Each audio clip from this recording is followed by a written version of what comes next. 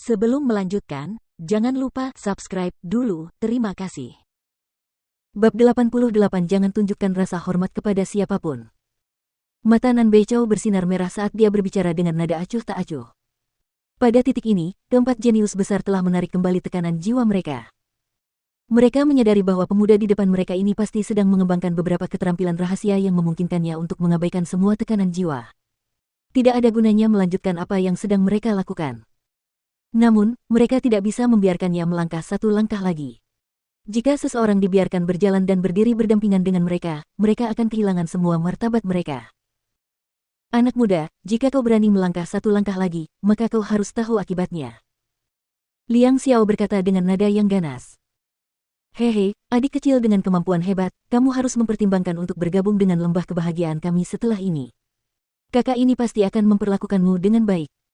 Bai Huadai tertawa seperti bunga yang sedang mekar. Mereka yang datang dari lembah kebahagiaan tidak terlalu peduli dengan martabat. Kalau aku tidak mau mengalah, lalu apa? Jangan bilang kau akan mendorongku ke bawah. Jiang Chen tersenyum. Dia menatap Nan Beichou dan Liang Xiao tanpa sedikit pun rasa takut di wajahnya. Mendorong dia ke bawah sendiri. Itu tidak mungkin. Jika mereka melakukan itu, maka mereka akan kehilangan muka dan harga diri mereka. Kompetisi Provinsi Qi terkenal karena transparansi dan keterbukaannya, itu adalah kompetisi yang adil. Ada beberapa ratus ribu orang berdiri di Whirling Sun Square sekarang. Jika mereka berempat berani mendorong Jiang Chen kembali, maka mereka akan membuat kerumunan menjadi heboh, dan kompetisi Provinsi Qi tidak akan pernah diadakan lagi. Sikap tenang Jiang Chen benar-benar mengejutkan keempat jenius itu. Biasanya, ketika murid-murid Mortal Core biasa bertemu mereka, mereka akan selalu bersikap hormat dan sopan. Sedangkan pemuda di depan mereka ini, dia memiliki ekspresi acuh tak acuh dan pandangan yang tenang. Yang membuat keempat jenius itu semakin tercengang adalah aura istimewa yang dipancarkan pemuda ini tanpa disadari, itu benar-benar membuat mereka merasa kewalahan dan terkejut. Dia hanyalah seorang prajurit Mortal Core muda, tetapi mereka merasa seperti sedang menghadapi seseorang yang kedudukannya lebih tinggi dari mereka. Ini sungguh konyol. Siapa namamu? Nan Beichou bertanya sambil tersenyum dingin. Jiang Chen. Jiang Chen menyipitkan matanya yang cerah yang bersinar dengan kilatan tajam dan menatap tajam ke arah Nan Beichou. Dia hanyalah seorang jenius muda, namun dia mencoba untuk menekan Jiang Chen dengan sikapnya yang mengesankan. Nan Beichou berharap untuk menimbulkan rasa takut dalam pikiran Jiang Chen, tetapi dia masih jauh dari ahli dalam hal semacam ini. Jiang Chen tidak pernah tahu apa itu rasa takut. Jika kau kembali turun sekarang, aku akan membiarkanmu bergabung dengan Burning Sky Pavilion. Nan Beichou berkata pelan. Maaf, tapi aku tidak peduli. Setelah kata-kata itu keluar dari mulutnya, Jiang Chen melangkah maju dan mendarat di puncak Stairway to Heaven. Dia sekarang menghadapi Nan Beichou dan tiga jenius lainnya. Ledakan gelombang. Tepat pada saat ini, ekspresi Nan Beichou berubah drastis. Gelombang kemarahan yang tak terkendali meledak dari tubuhnya, dan dua sinar dingin melesat keluar dari matanya. Dia tampak sangat menakutkan. Liang Xiao juga langsung menunjukkan niat membunuhnya. Pemuda kurang ajar di depan mereka ini benar-benar telah meledakkan wajah mereka di depan begitu banyak orang. Namun, Bai Huadai memasang ekspresi menggoda. Sepasang matanya yang seksi terus mengamati Jiang Chen, menunjukkan ketertarikan yang tinggi. Baginya, martabat tidak bernilai sepeser pun. Guan Yiyun juga bersikap tenang, dia adalah orang yang terhormat.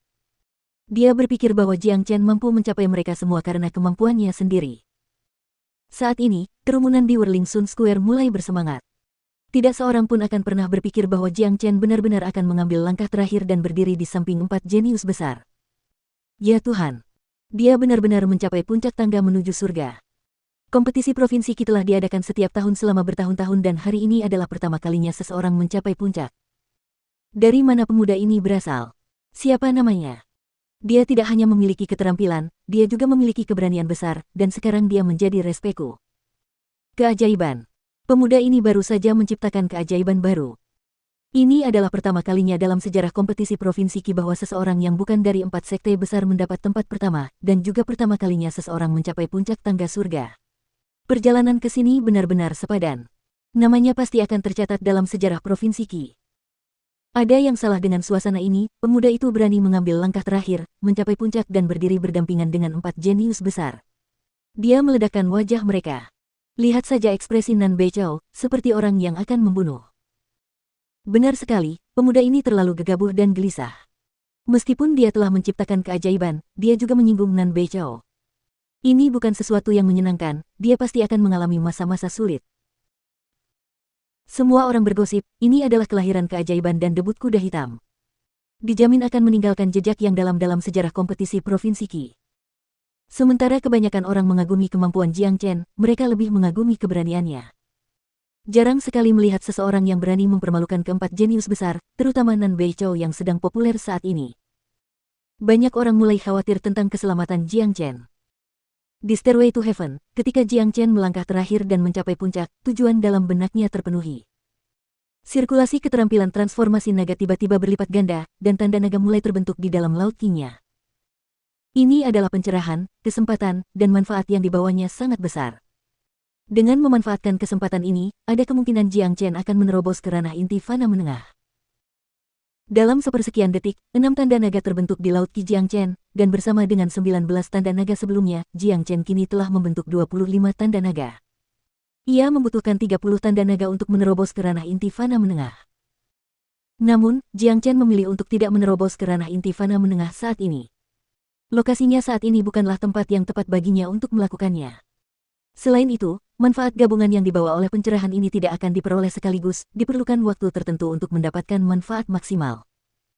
Selain itu, 6 tanda naga tambahan masih cukup bagus.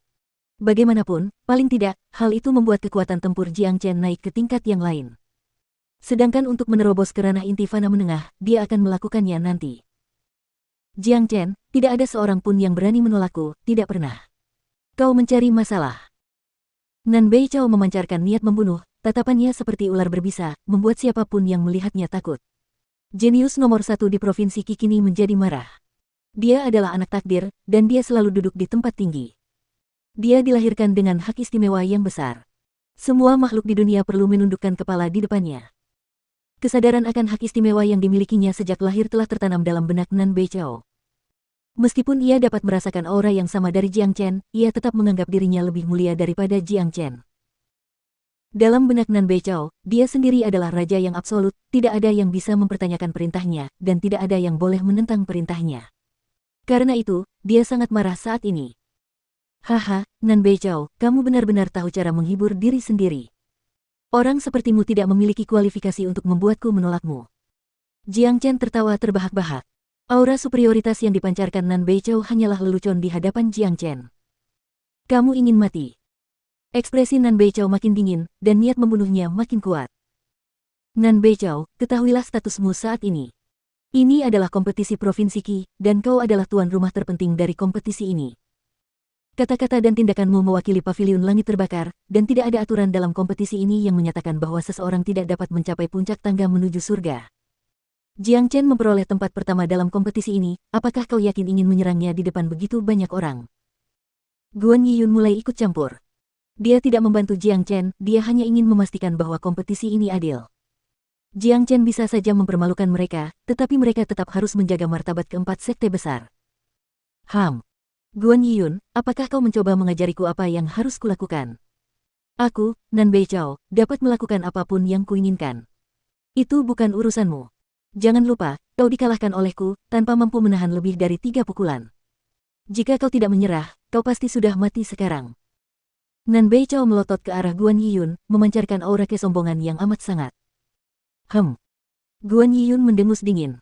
Kemarahan muncul di wajahnya. Namun, apa yang dikatakan Nan Beichou benar. Dia benar-benar menyerah dalam kompetisi sebelumnya. Kompetisi Provinsi Qi sebenarnya adalah pertarungan antara 4 sekte besar, dan begitu mereka memasuki tahap pertarungan, itu akan menjadi pertarungan mati-matian.